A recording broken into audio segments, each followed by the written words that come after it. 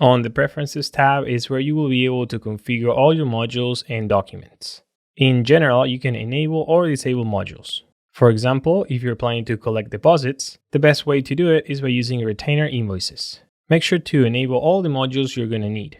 Some of these modules will be accessible from the CRM.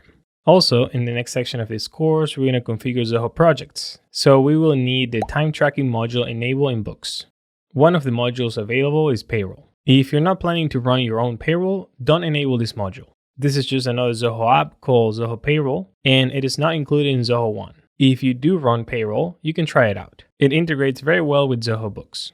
We also have Zoho Inventory. If you are already using Zoho Inventory and would like to access it from Zoho Books, you can enable this setting. We are not going to cover Zoho Inventory on this course. To enable or disable a module, just click on the checkbox next to it. I'm going to enable Sales Order. If you scroll down, you will see many other options that you can set up, like attaching PDF files to the emails you send with Books, as well as configuring discount settings. I'm going to leave everything as is, but feel free to change these settings. All right, let's save this.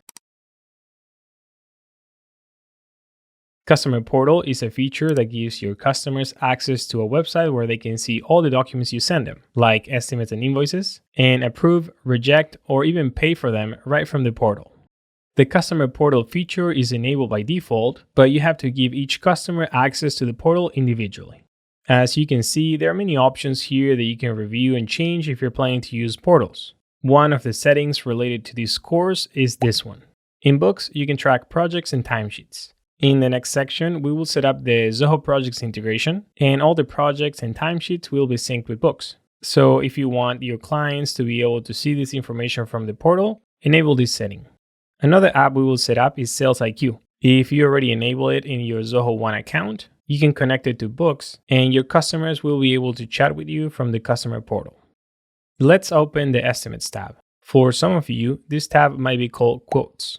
If you're going to send estimates and would like your clients to accept or decline them, you can enable this feature. This is separate from the customer portal. If you enable this, the clients will be able to click on a button to approve the estimate. This setting allows you to create and send invoices as soon as the estimate is accepted. This will trigger either if the estimate was marked as accepted by you, or if the customer used the portal or the public link to approve the estimate. To add a custom field, click on Field Customization. Then click on New Custom Field. Name the field. In this case, it's going to be Service Term. Select the field type, which is a date.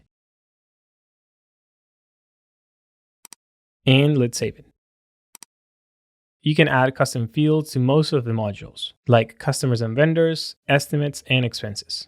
If you have a custom field on the estimates and you want to pass that information to the invoice, make sure to add the custom field to both modules using the exact same name and field type.